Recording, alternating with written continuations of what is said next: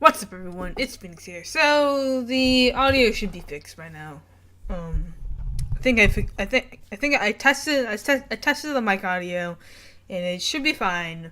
So hopefully it is. Anyways, so I'm home for the weekend, and I'm doing a bunch of reactions so that I can relieve myself of the suffering, because I have not watched a single video that I plan to react to, and that's pretty much all of YouTube. So I've basically not been watching YouTube videos, with a few exceptions, because I know I'm not going to react to them. So this one is from JaidenAnimations. You know who she is. Things that happened while I grew up. Let's get into it. Here we go. Original link down in the description. Let's begin. When I was living on my own for the first time, I had to go to the store and get milk and paper towels, and that was the first time I was like, wow, I am such a freaking adult. I really appreciate the childhood my parents were able to give me. I'm really privileged to have grown up in a functional house where my parents didn't want me to die. I made a parent stories video a little over a year ago, and I rewatched it to make sure I didn't repeat any topics. And all I'm gonna say is those stories and animation are not worth 10 million views. That video, I don't like it. I don't like that video. My parents were really big on manners and being polite. We've got some Asian blood in us, so we can't bring dishonor to our family. We do all the typical things like call adults Mr. and Mrs., ask to be excused from dinner, make sure to thank everyone for everything ever, bow to our superiors. When my mom had new people come over to the house, she would make me introduce myself and shake their hand, and then when no one was looking, she'd pull me aside to a different room and quiz me. What color are their eyes? That was my mom's training course to get me to be good at eye contact, because I guess I used to be stupid and not look at people when they talked. But I remember that kind of backfired because I'd be so focused on memorizing their eyes that I wouldn't pay attention to what they were saying. Hi Jaiden, how are you? Alright, loser, I've got a quiz to take. Now that I've got 20 years of aced eye quizzes under my belt, I'm an eye contact wizard. I graduated top of my class in eye contact. I've got eye contact master's degrees. Well, every once in a while some people make me nervous and I get shy. But other than that, I'm an eye contact powerhouse. I realized more recently that I think sometimes I go overboard and just end up staring at people by accident, and it's very weird, and I'm sorry at everyone. My mom would also be really strict on me saying pardon all the time instead of what. Like, she would say something I didn't hear and I'd go, what? And she'd stick her head around with pardon? I wouldn't be a bimbo and be all, what? It's not like I was being a rude moron. One time my friend told me, Jaiden, I think you're the only person I know that says pardon. And like, that's all fine and dandy. I can respect my mom's request to use an underused polite word. But I can't. Because she's even worse. This is what she does. Mom, did you put my book somewhere? Huh? Objectively speaking, what is exponentially better than a huh? I started mocking her whenever she did it, and then she gradually stopped bothering me about saying pardon. Also, I realized I never told you that I had a lisp as a kid. My parents meme on me about it all the time, and a running joke in the family came from when I used to be babysat by my mom's friend, who's Italian. Which means she'd talk like this and have her house full of a spaghetti, and oh mamma mia. I'm only half joking. She's very Italian. Yahoo! She would make pasta for me all the time, and whenever she would ask what I wanted for lunch, I would pathetically go, pasta with no sauce. I wanted pasta with no sauce. And now, if my family would be having pasta for dinner, someone would end up going,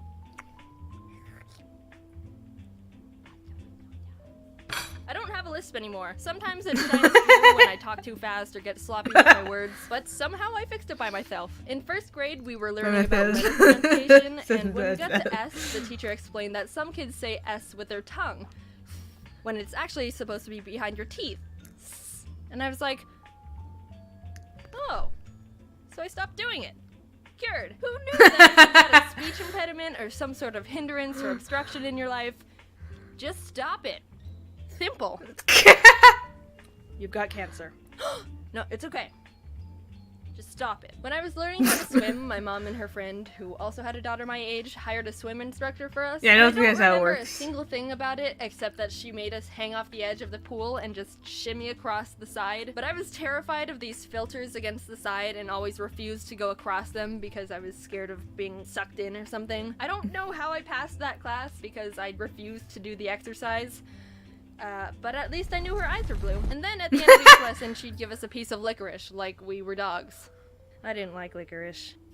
Oh yeah, and also this one time I almost drowned and died. So my parents were having a bunch of their friends over who also had kids for a pool party. There were a handful of pool toys like blow-up dolphins and beach balls, but we also had this floating foam mat. I was doofing off doing my own thing, and at one point when I was underwater, the mat drifted over top of me. When I had to go up for air, I hit the bottom of the mat, and I was like, uh-oh. Time for advanced critical problem solving. So if this mat is over top of me, I can't get up to the surface to breathe. So what do? I got it. I'll simply become a child Hercules and lift 3 6-year-olds from underwater into the air with my twig arms. Using one of my 4 brain cells and swimming 2 feet to the side away from the mat, I decided to try and just bench press my way to survival. One of the adults realized I was being an idiot and also dying, and instead of being like, well, survival of the fittest, he dove in and saved me. So I didn't end up drowning of stupidity. Thank you, Mr. Chad. And now I'm here, on my own, moved to California, in my own place, not dead at the bottom of a pool, staring at everyone. Being honest, I love my family so much, and they've done so much for me. It takes a lot of effort to raise a person. Just think about how helpless and stupid babies are when they start out. They can't do anything. You can just put a baby on the ground and do nothing. Just leave it alone, and it'll just... I'm so thankful and lucky my family's so supportive about everything I've been able to do, because I know not a lot of parents are like that. They even helped me sell merch at VidCon. They were so happy about it too. They came up to me after every day like, oh my gosh, Jaiden, everyone's so wonderful. The people who watch your videos are so sweet. Someone asked me to sign their shirt, so I just wrote Jaiden's mom. I was really nervous to pursue this career path because it can be a bit unpredictable, but the fact that they're so proud and encouraging has helped me do so much more than I ever would have thought I could if I was alone. So thanks, Mom and Dad. Brown Hazel. So I just got back from VidCon Australia, and I wanted to say that that was amazing. I've never been upside down before. I was on a few panels with some friends like James and Jazza and Maz, and got to meet a bunch of really amazing, nice people. Maz, Jazza, and I were in the opening show, and I ended up having to draw a wombat with my elbows. Wombat? Which was very difficult, especially since I didn't know what a wombat looked like. If you want to see that, you can check it out on Jazza's channel. He posted that whole thing. I got to hold a snake and pet a kangaroo. It was kind of cold and windy and rainy, but I also got to meet an owl and a whole bunch of you. Just a really overall That looks great really nice. experience. I am so appreciative that you guys like my stuff. I also wanted to update you that my shop manager and I are working on a new shop relaunch. We weren't content with the old one and wanted to make better stuff, so there's a bunch of new products and much more really cool things coming, like, oh, I don't know, maybe a little Ari bag. I don't know. Oh, geez. Link is in the description if you want to check it out. Thanks for watching. I really mean it. I'm excited to start pushing for more video improvements and just get a bunch of really cool stuff done. Okay, it's getting really hot in this closet. See you later. Bye. Thanks for everything. Closet. I love you. Wait, are you coming out of the closet? Is she coming out of the closet? Yeah. I mean, I definitely have done stupid stuff as a kid. I think we all have done at least one stupid thing as a kid. You know, no matter what it was. I did have, like, an articulation problem. But to me, my words sound fine. They sound a lot different. But that's also because I know what I'm saying. So, of course, to me, the words sound fine. But to other people, it can sound inarticulate, and sometimes it's hard to understand what I'm saying. And I don't necessarily know that, because to me, again, it sounds normal. And so that's something that I've always had a struggle with, basically. And I know that that still happens sometimes in my videos, especially when I'm like talking low or talking too fast or something like that, it can be a little bit harder to understand what I'm saying, and I know that. But I'm working on it. I try.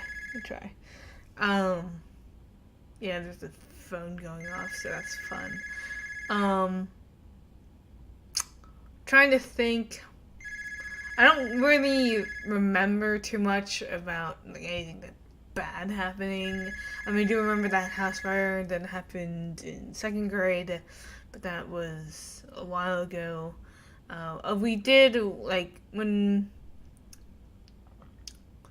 we learned that there was a fire. Okay, so it was in the morning, right?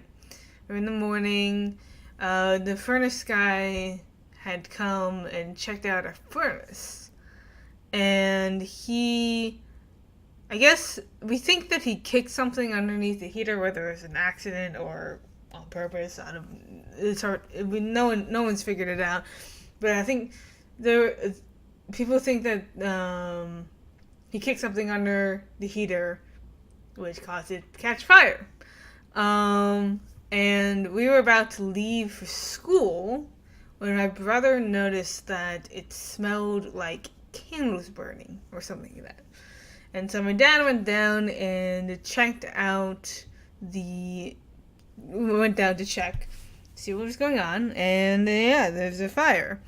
And so we evacuated. We stepped right over our backpacks, left them in the laundry room, and out the door. The dogs followed, luckily. My dogs followed us, because that's just what they do. They followed us out the door. We went in the semicircle, and then eventually we went to school with a neighbor that brought us to school, and so yeah, that's what happened basically. And the firemen were able to rescue our cats, which were hiding underneath my mom and dad's bed. So that's just what they do. And luckily they were okay. No one was hurt. It was brick, so there wasn't too much damage. It was, I mean, there was a lot of damage, but it wasn't as bad as some other house fires. So yeah, there's a little bit of story time for you. But other than that, I don't really remember too many like dumb things that happened when I grew up. While I grew up, just life, Anyways, comment down below what is something that happened to you while you grew up. Comment down below and leave a like on this video if you guys enjoyed it. Thank you guys so much for stopping by. Don't forget to subscribe for more content. And peace out, guys. It's been a blast.